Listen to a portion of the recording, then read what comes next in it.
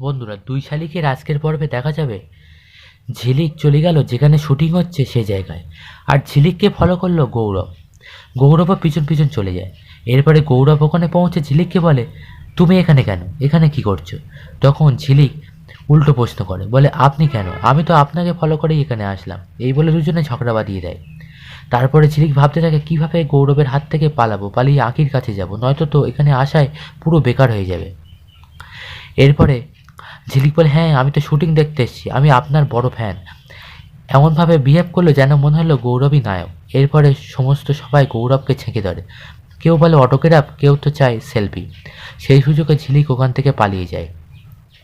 এদিকে ঝিলিক না আসায় আঁকিকে সবাই নিয়ে গেল মেকআপ রুমে। ওদিকে আঁকি তো রেডি হয়ে কস্টিউম পরে আবার জায়গায় চলে আসে, কিন্তু দেবা যখন জানতে পারে যেটা ঝিলিক নয় আঁকি, তখন দেবা সমস্ত শুটিংটা ভেস্তে দেওয়ার জন্য জল স্প্রে করে দেয়। তখন ডিরেক্টর বলে, আবার সমস্ত কিছু রেডি করতে আমাদের 1 ঘন্টা সময় লাগবে। তখন আঁকিকে আবার নিয়ে যায় মেকআপ রুমে, বলে আবার সমস্ত কিছু রেডি হলে আপনাকে নিয়ে আসবো।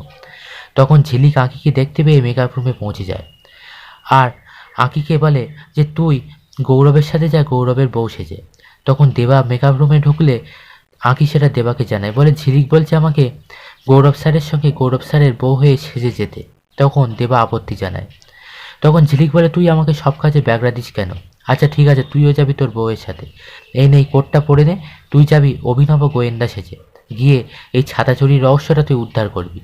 সেই প্ল্যান মতন দেবা আর আঁখি গৌরবের সাথে ছাদা বাড়িতে চলে যায়। গিয়ে দেবা খুঁজে পেল একটা কোটের বোতাম। তারপরে যেটা দেখে আঁখি বলে, এটা তো পিআরকে স্যারের বোতাম।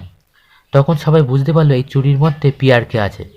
তখন গৌরব পিআরকে ধরতে গেলে তখন দেবা বলে, না, পিআরকের মতন মানুষকে এত সহজে ধরা যাবে না।